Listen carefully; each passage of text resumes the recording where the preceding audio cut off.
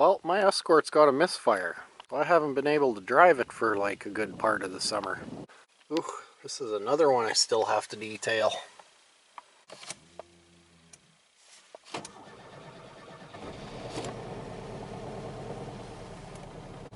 She's a jiggler. There's lots of gas in it too.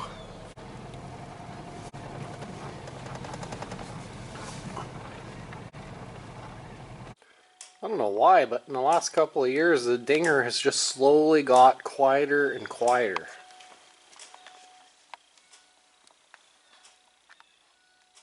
You can barely even hear it now.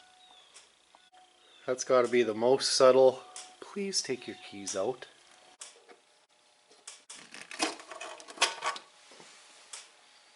Ooh, that's a dirty air filter. Like really dirty. I forgot.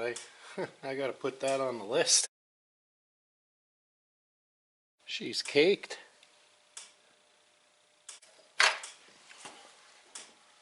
This little guy's kind of dirty too. Better clean that up.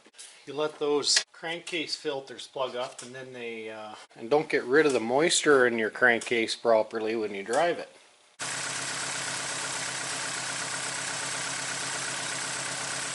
Forgot to remove these plug boots first.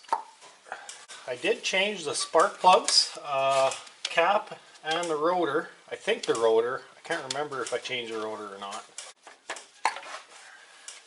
Ah, you bastard. Yeah, ripped another one. Of course, this turned into a easy misfire diagnosis to plug wire repair in a hurry. Yeah, that one stayed good.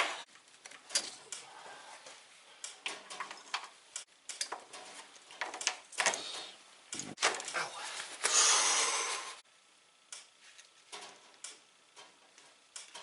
My regular old wire stripper would strip these things. No.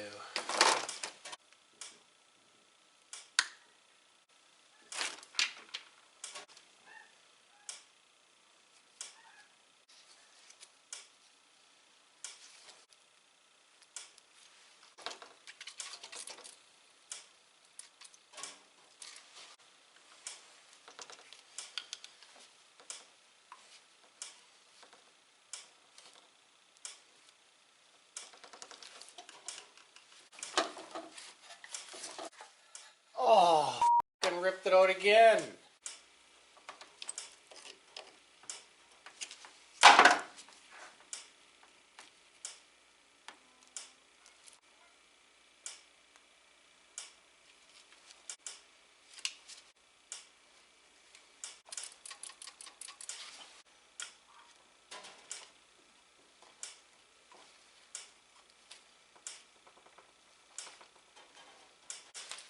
Spritz that there with a little WD so it comes on and off of there easier.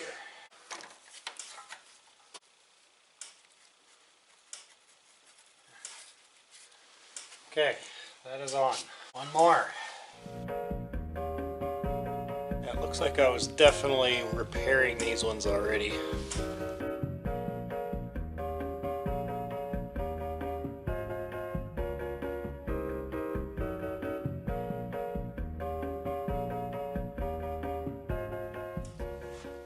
Alrighty, we can finally proceed with the test.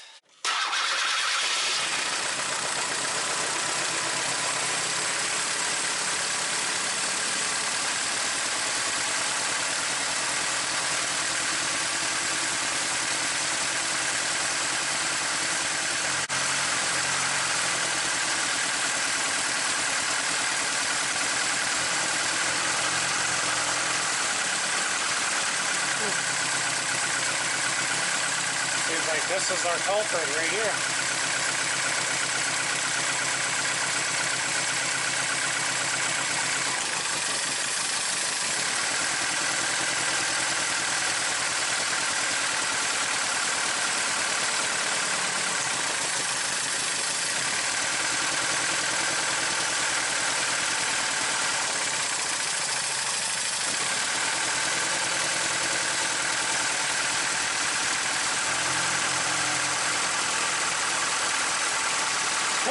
if we take it off a bit, it starts running smooth. If we put it on more,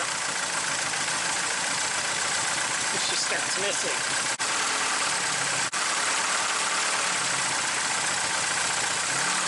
That's trippy.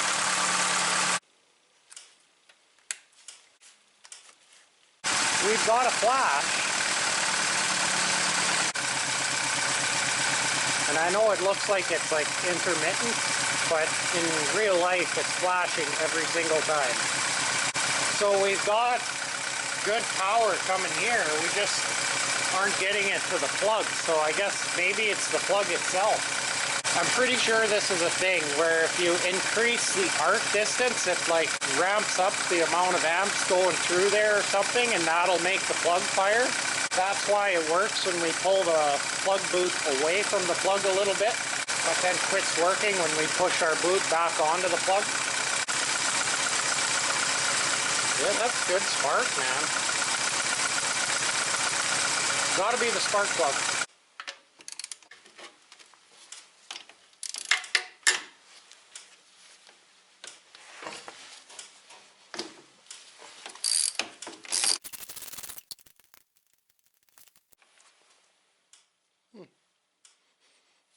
Really gassy. Doesn't look terrible.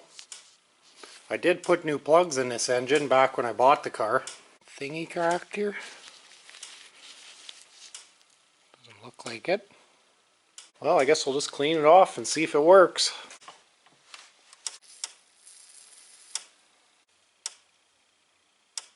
I'm gonna let her soak for a few minutes.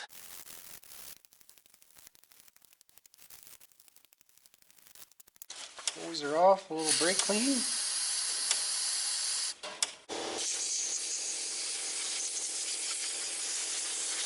There we go. She's looking almost brand new now. I'm going to check that gap. That gap looks way excessive. That might have been the whole problem. Holy smokers, she's a whopping 58 thousandths of an inch. Where does it say it on here? Right here. 42 to 46 thousandths, so I'm probably going to adjust it to 42 thousandths. Yeah, that was definitely, that's almost 20 thousandths of an inch too big a gap.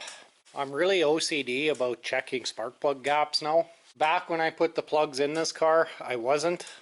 But now I always check even brand new plugs, because quite a few times I've seen the gap was off by up to like 5 thousandths of an inch. Usually not these NGKs, because they usually come with a little like cardboard sleeve that prevents you from like bonking into them and stuff, but regardless, it still can happen.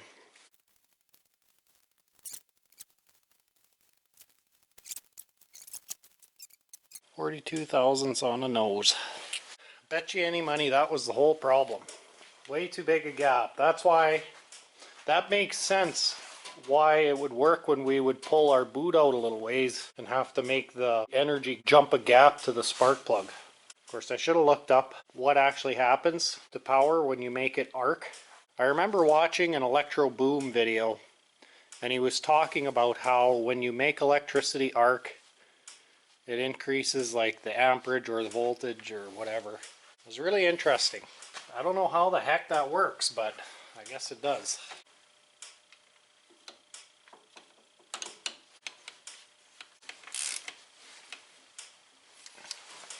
Okay, let's see if that fixed it.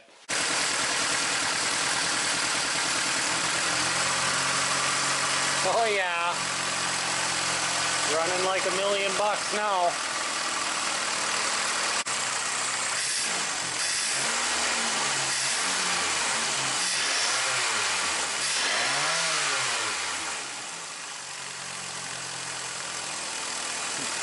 Gotta love good old toilet bowl ejection. Well, the battery on my camera was fully charged when I started this project, but not even an hour of footage later, and she is just about dead. So I'm gonna shut the camera off, go ahead and check and re-gab all of these plugs, clean them all off, then we'll take her for a merry old test boot. I'm gonna go ahead and clean out this PCV filter while we're at it. I'll let her soak while I'm doing these plugs. we go. Nice clean PCV filter. Freshly cleaned and gapped plugs. Ooh, she's gonna be running like new.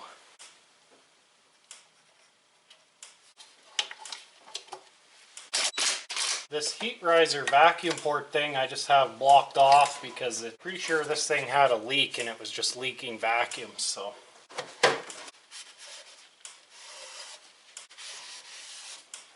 Put my supremely clogged air filter back on. Oh man, 1.9 liters of raw power. You can't even see it.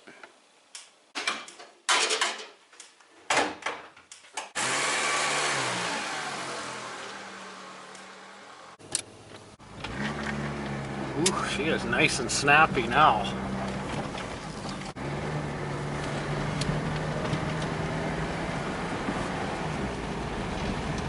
This 3-speed wonder. There, we're in top gear now.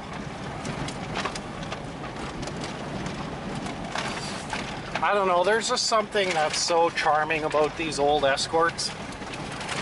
They're just such an utterly cheap car that they have some charm to them. Oh, it's ditch cutters I hear.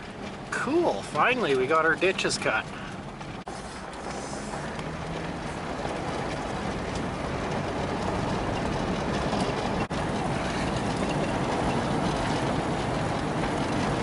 Thank you, ditch cutters. It's greatly appreciated.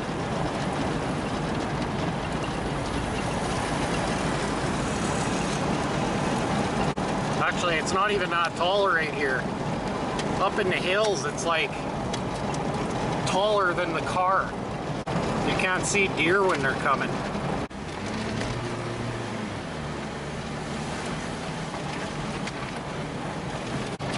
Yeah, I gotta replace my back window here.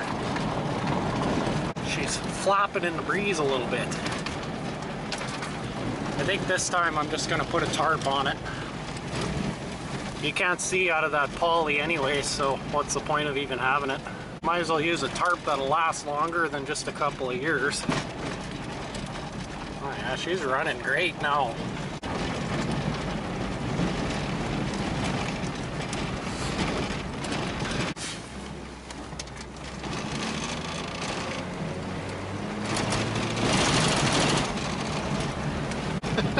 Of course, the front struts are not doing too well in this car, so she starts just washboarding like crazy when you pin her.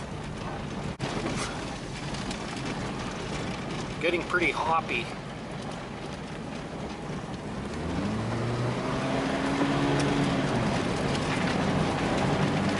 Gotta clean her out, man. Boy, for such a tiny little engine, this thing really goes if you want it to.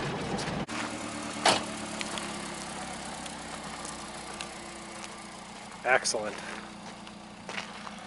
Now the old girl's ready for winter.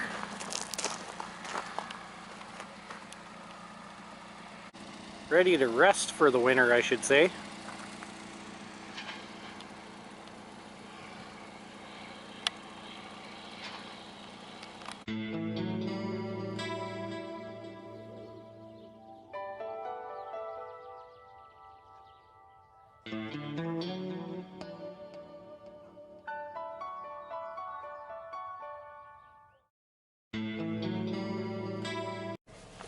Oh, Kitty's digging her little crap hole. 78 thousandths. Wait, no. Oh, that's 58. Never mind.